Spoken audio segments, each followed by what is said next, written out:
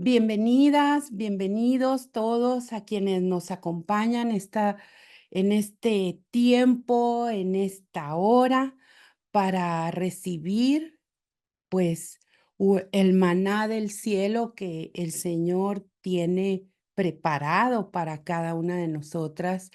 Estamos aquí dispuestas a escuchar su voz y pues en esta reunión hemos orado para que el Señor bendiga esta enseñanza y que es nuestro anhelo que pueda alcanzar a muchísimas más personas de las que nos encontramos reunidas aquí, traspasando pantallas y que el Señor alcance con su misericordia, con su amor a aquellos que todavía no le conocen.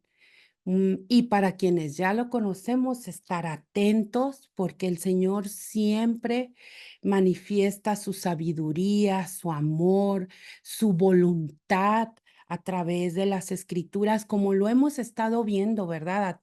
Durante todo este tiempo que hemos escudriñado sus escrituras y que en este momento hemos tenido un periodo donde estamos estudiando a fondo el los Salmos, capítulo 119, que sabemos que es un salmo acróstico que va por las letras del abecedario hebreo y, en esta ocasión me toca compartirles, la porción que va de los versos 49 al 56.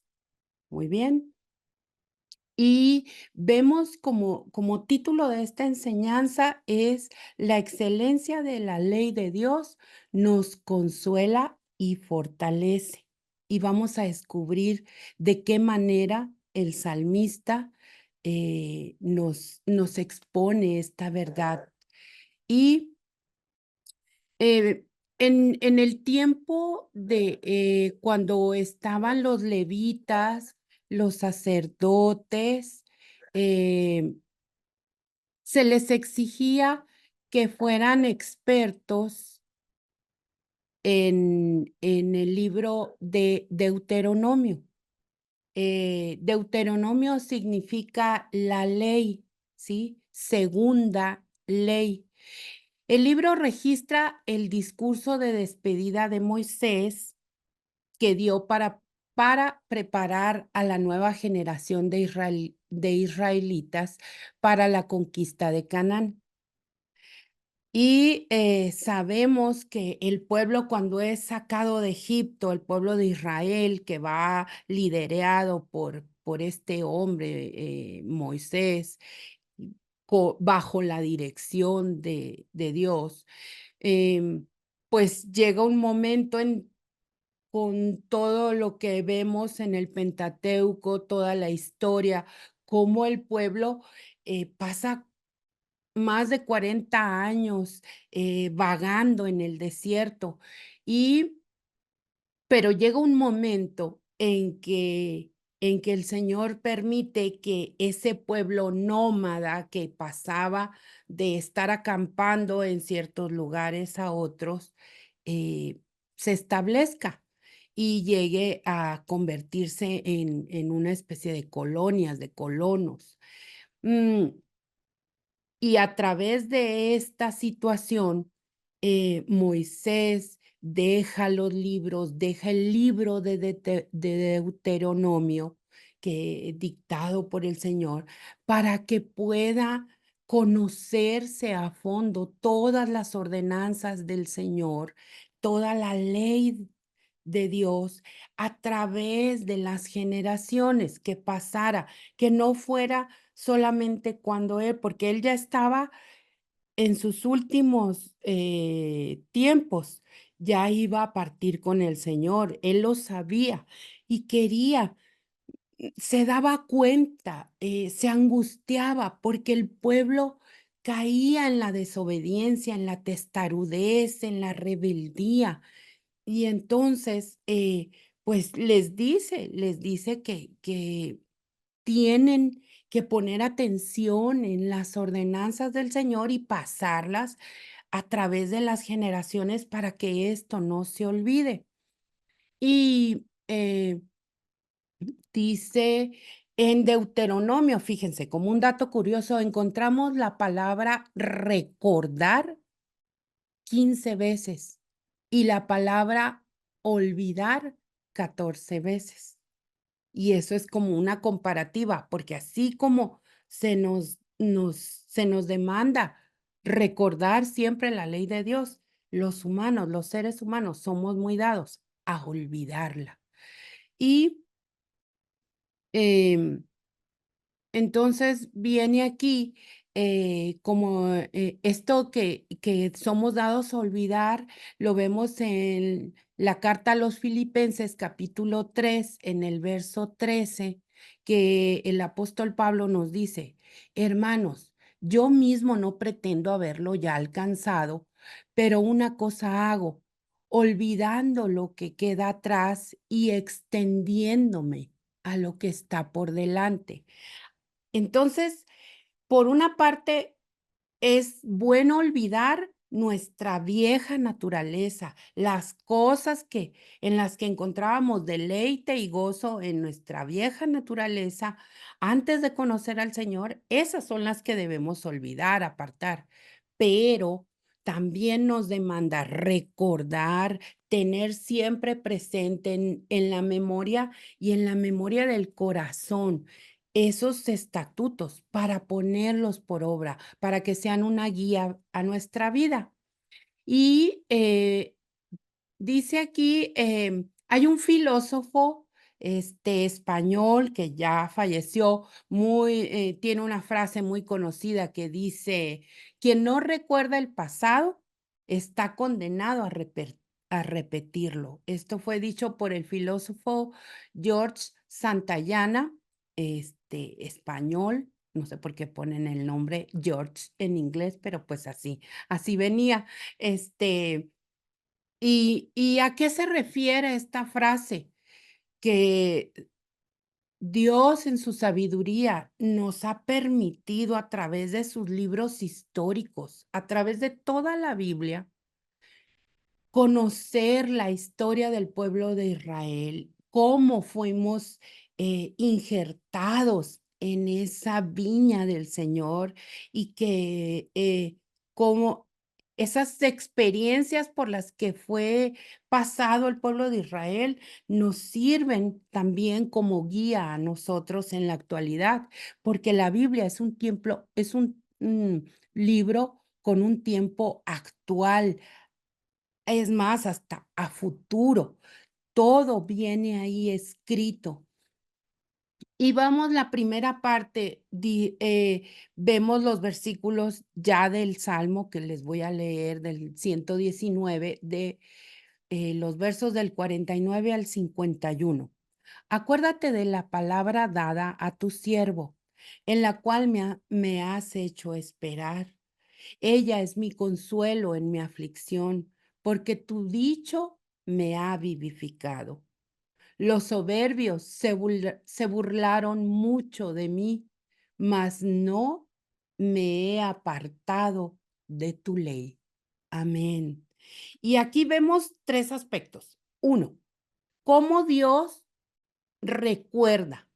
Y aquí cuando se aplica al Señor, la palabra recordar significa cómo Dios presta atención y trabaja en favor o según su plan perfecto y maravilloso sobre la vida de cada una de nosotras.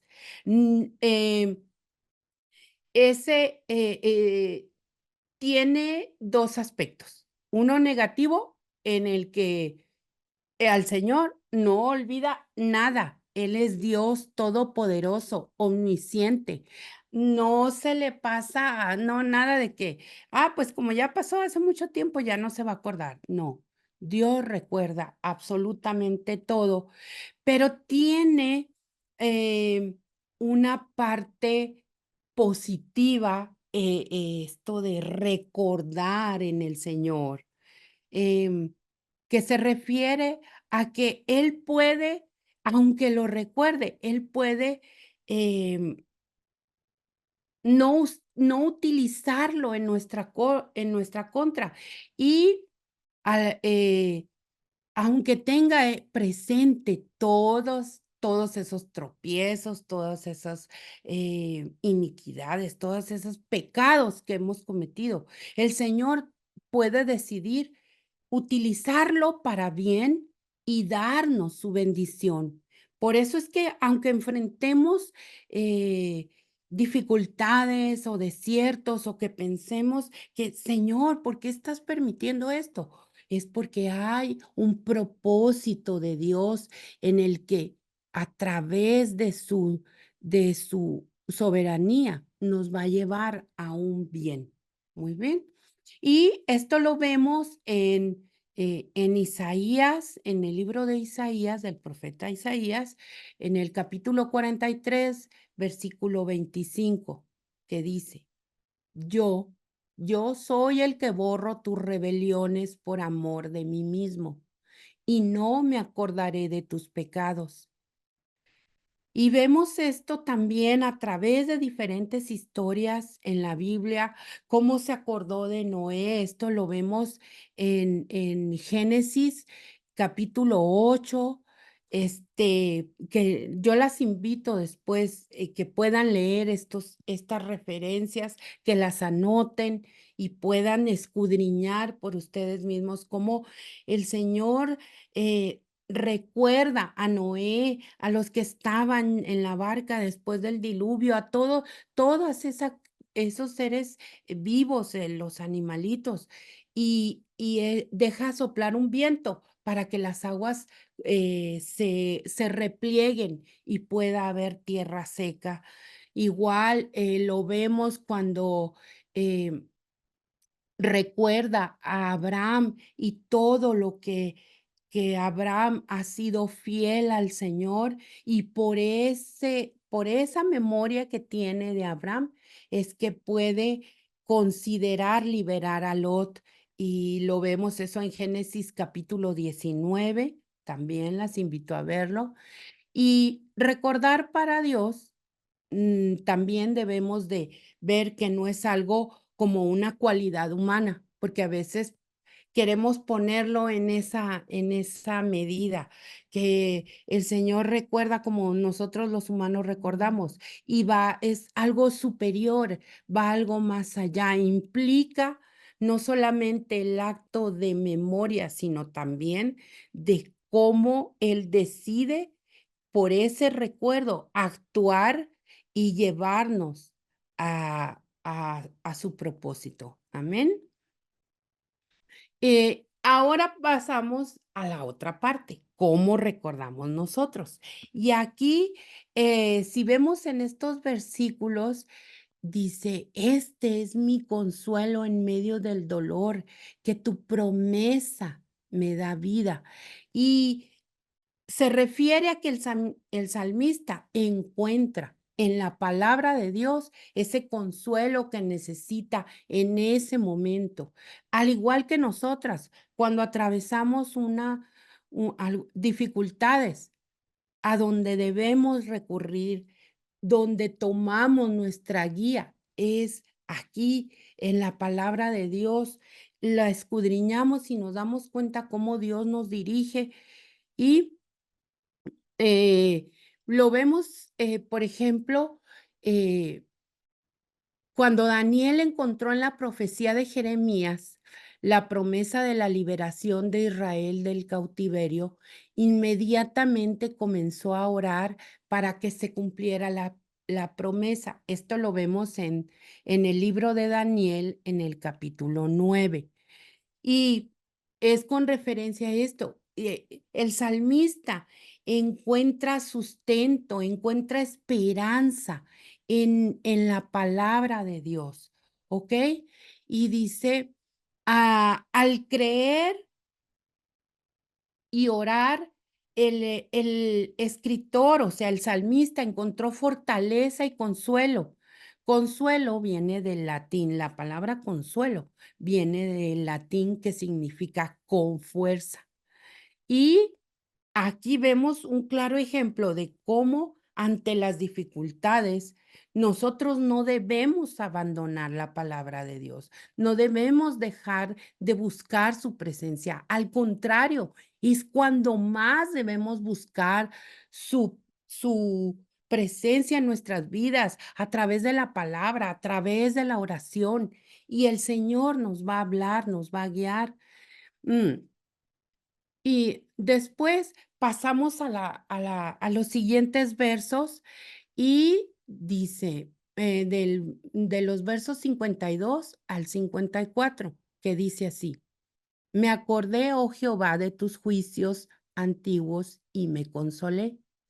Horror se apoderó de mí a causa de los inicuos que dejan tu ley. Cánticos fueron para mí tus estatutos en la casa en donde fui extranjero. Y dice, ¿cómo podría este salmista conocer las leyes antiguas que Dios le dio a Moisés siglos antes? Y esto es a lo que le refería muy al principio. Los sacerdotes, los levitas del pueblo de Israel tenían que aprender, que memorizarse todo Deuteronomio, todos los estatutos, toda la ley de Dios y ponerlo en práctica. Pero aparte, tenían que transmitirlo de generación en generación y era como lo traspasaba a los líderes de las tribus y ellos estaban obligados, comprometidos a transmitirlo a todas las familias, fueran viejos, mujeres, hombres, niños, todos tenían que conocer esos estatutos.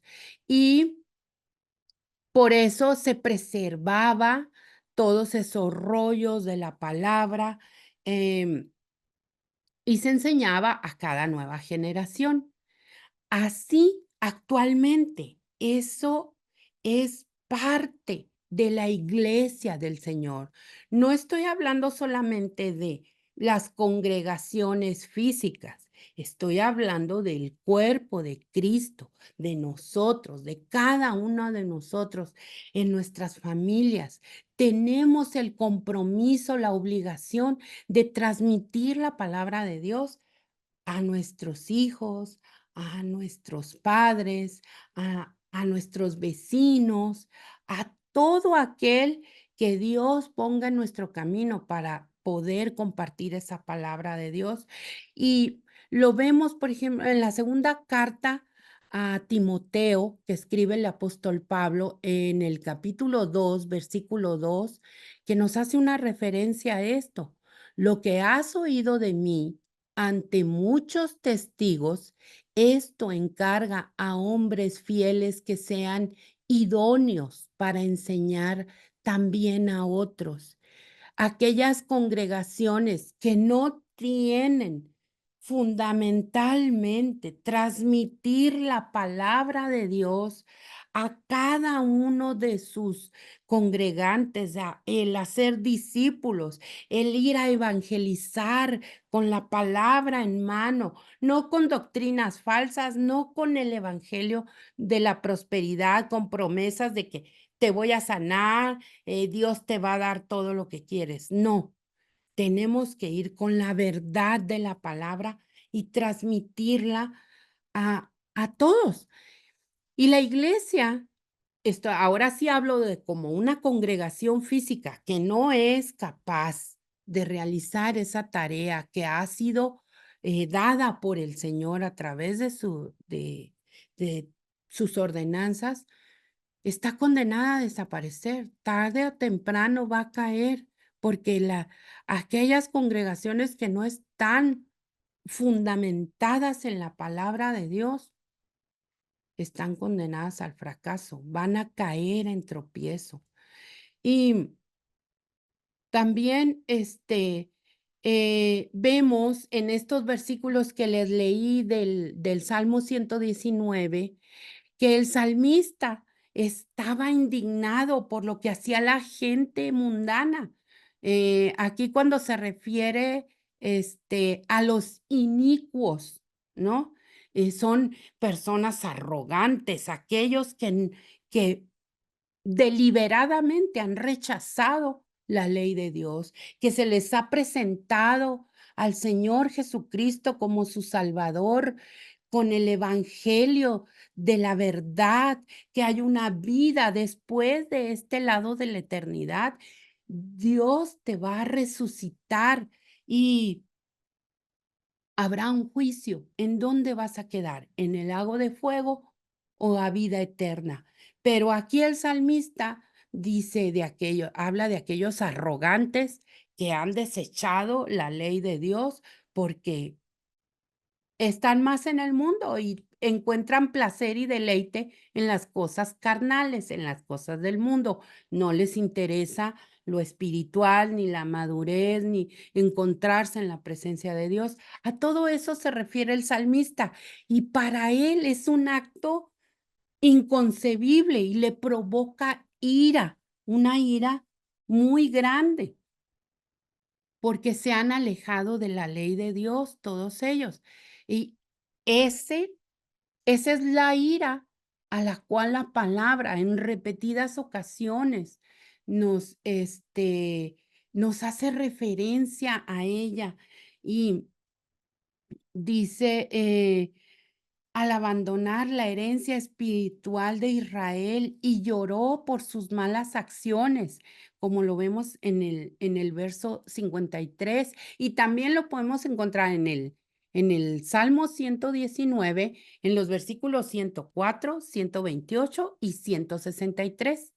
Y el salmista fue tanta su frustración por esto que llora de indignación, de enojo.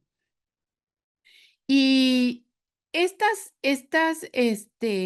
indignación, este enojo que el salmista siente y que lo transmite a través del salmo, em, era comprensible y lo vemos a través de las historias de los profetas, cómo frente al pecado del pueblo reaccionan y tienen, esa ira en contra del pueblo, pero no con odio.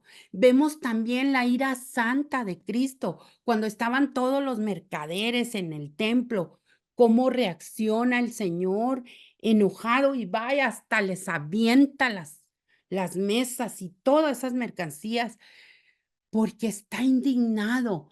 ¿Cómo han convertido su casa de oración, su casa de estudio de la palabra, en una cueva de ladrones aprovechados de la gente pobre que va y busca al Señor el consuelo y que el Señor se acuerde de su situación, digamos, de una manera, y se encuentra con todos estos abusones? Y así pasa en la actualidad. Lo que pasó antes sigue sucediendo porque somos necios, porque somos duros de cerviz, no entendemos lo que el Señor a través de su palabra nos dice una y otra vez. Y eh, y el Señor, vemos también que el Señor, está airado con los hijos de desobediencia, de todos estos que han desechado la palabra de Dios para sus vidas, que han desechado, la salvación de Cristo cuando se les ha presentado. Y tanto la ira de los profetas como la de nuestro Señor Jesucristo, los llevó a tomar acciones correctas, al llamar a los pecadores al arrepentimiento. Ese es el enojo, esa es la ira, esa es la emoción o sentimiento que debemos de poner en práctica, pero no para ir darle de bibliazos a mi hijo porque no está haciendo lo que yo digo. No, es, em, es un es una emoción que nace desde el mismo cielo, desde Dios Padre, que nos transmite a través de su Espíritu Santo para poder con piedad, con amor, pero firmes, convencidas de que es lo mejor, es si queremos, si amamos a nuestro prójimo, eso nos va a motivar que podamos compartirle la palabra de Dios para salvación. Y lo vemos esto, no se enojen por cualquier cosa, sino enójense ante el pecado. Esta indignación más, o sea, esa indignación de la gente que no quiere saber nada de Dios, más nuestro amor al prójimo, nos lleva a una acción constructiva, a una acción que pueda llevarnos a compartir la palabra de Dios, como lo vemos también en el versículo 54. Uno es compartirlo y otra acción constructiva es que el salmista se aboca a tomar la palabra de Dios para construir alabanzas al Señor. Y estamos en el mundo, ya como tomando el versículo 54, que estamos como extranjeros en este mundo, ¿verdad? Porque nosotros vamos a la nueva Israel, a la Israel celestial, y estamos de paso. Pero mientras estemos aquí, debemos poner atención y que nuestras motivaciones no sean por algo físico, por una emoción humana, sino con una motivación que venga del Espíritu Santo. Y esto lo podemos encontrar em, en el libro de Hechos, en el capítulo 16 hay un pasaje del 22 al 34 donde encarcelan al apóstol Pablo y a Silas, ¿se acuerdan? Casi los querían, linchar ahí y los encierran en la cárcel y viene un terremoto en la madrugada, se abren todas las puertas y el carcelero saca su espada y se va a matar porque él piensa que todos los presos escaparon y en ese momento em, Pablo le habla al carcelero y le dice que no se haga daño, porque ahí están todos, nadie se ha ido, sino que fue un milagro que eso sucediera, que tembló, pero se abrieron las rejas de todas esas cárceles. Y a partir del versículo 29 dice, él entonces pidiendo luz, o sea, el carcelero, se precipitó adentro y temblando se postró a los pies de Pablo y de Silas, y sacándolos les dijo, Señores, ¿qué debo hacer para ser salvo? Ellos le dijeron, cree en el Señor Jesucristo y serás salvo, tú y tu casa. Y le hablaron la palabra del Señor a él y a todos los que estaban en su casa. Y él, tomándolos en aquella misma hora de la noche, les lavó las heridas y enseguida se bautizó él con todos los suyos. Y discúlpenme que me emocione de esta manera, porque ¿cuántas veces hemos tenido la oportunidad? El Señor ha puesto todo en bandeja de plata para que podamos compartir la palabra y nuestra timidez humana, nuestras, mm, este, pues miserias humanas no permiten al Espíritu Santo actuar en nosotros para poder llenarnos de ese valor de compartir la palabra.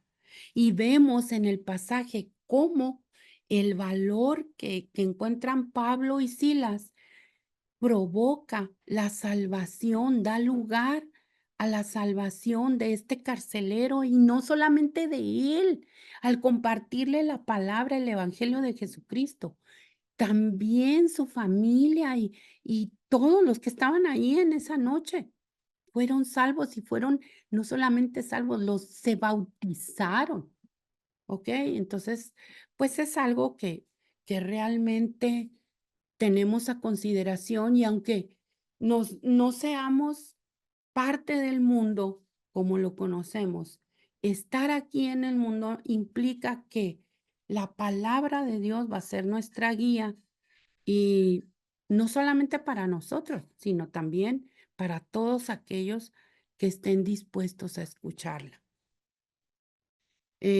Por último, vemos los versos de 55 y 56 que dice, su pueblo recuerda su nombre. Recuerden que todo esto que estamos leyendo tiene referencia a cómo recuerda el Señor y a cómo recordamos nosotros. Ya lo vimos cómo el salmista recuerda.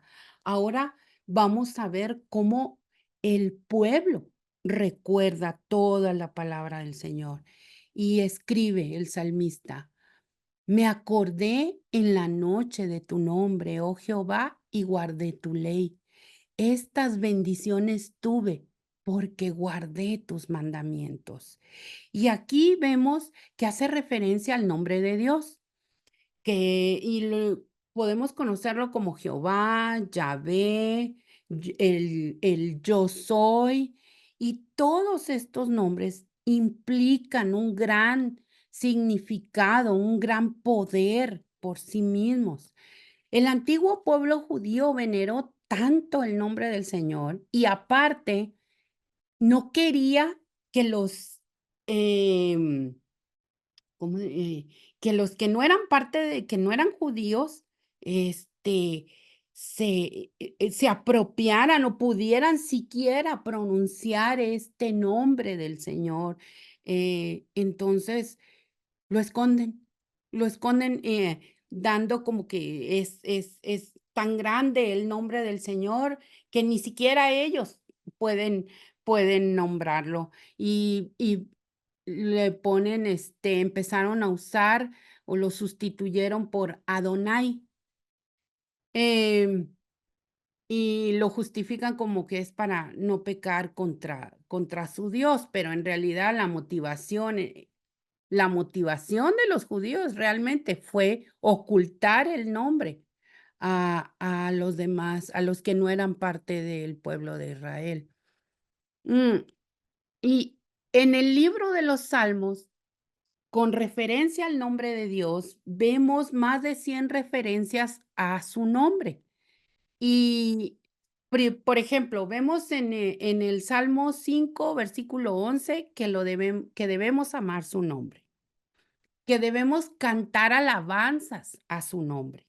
Eso lo vemos en el Salmo 7, versículo 17, en el Salmo 9, en el Salmo 18, y que también debemos glorificar su nombre. Eso lo vemos en el Salmo 29, verso 2. También podemos encontrar en la palabra de Dios que a través de su nombre encontramos ese triunfo sobre nuestros enemigos, porque no importa lo que en las circunstancias a nuestro alrededor esté sucediendo, nuestro gozo y nuestra paz para dirigirnos en ese momento es un triunfo sobre todo aquello que nos está atacando. Ese es nuestro verdadero gozo, estar en el Señor y confiar, porque Él es el que pelea nuestras batallas, no nosotras, no en nuestras fuerzas. Recordar el nombre de Dios es pedirle que nos recuerde y trabaje en nuestro nombre. Debemos hacer esto cuando estamos en la oscuridad y con miedo. Eso lo vemos en el versículo 55. Eh, cómo dice, me acordé en la noche de tu nombre. Y en el lenguaje poético del salmista, la noche se refiere a esos momentos de obscuridad que nos embarga cuando enfrentamos dificultades. Eh, por, vemos cómo dice el libro de Proverbios, el capítulo 18, versículo 10, torre fortificada es el nombre del Señor. El justo correrá a ella y estará salvo.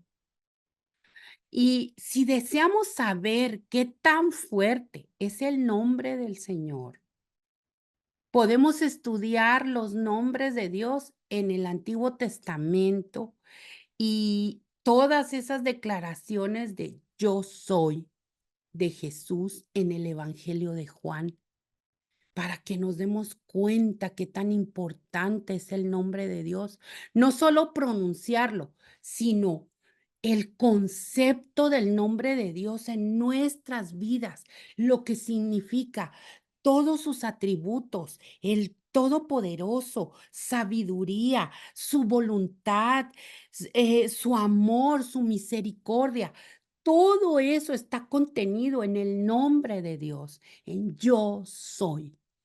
Y si lo tenemos presente y confiamos, vamos a tener una recompensa en nuestras vidas. Em, y también como el salmista dice, estas bendiciones tuve porque guardé tus mandamientos. Y se refiere a que no solamente leamos la palabra y conozcamos todo lo que implica el nombre del Señor, sino que también lo pongamos por obra. Una vez más, el Señor nos dice, escudriñen, estudien mi palabra, medítenla, atesórenla en su corazón y pónganla por obra y la bendición llegará a ustedes. Sí o sí, la bendición llegará a ustedes, a mí, a ti que me estás viendo, a cada una de las que me está viendo. El Señor bendice la obediencia. Amén. Y como última reflexión, vemos que el salmista reconoce en esta sección que la palabra de Dios fue su aliento en el tiempo de aflicción. No es posible que Dios olvide todas sus promesas contenidas en su palabra. Hoy, de la misma manera, el creyente puede confiar en el poder de Dios. En medio de la aflicción, podemos recibir el consuelo oportuno a través de la palabra de Dios. Amén. Y es así, mis queridas hermanas, que entrego esta enseñanza dirigida por el Espíritu Santo. Me conmueve porque es un gozo, no me conmueve de tristeza, me conmueve el amor de Dios y su voz hablándonos con piedad, con bondad.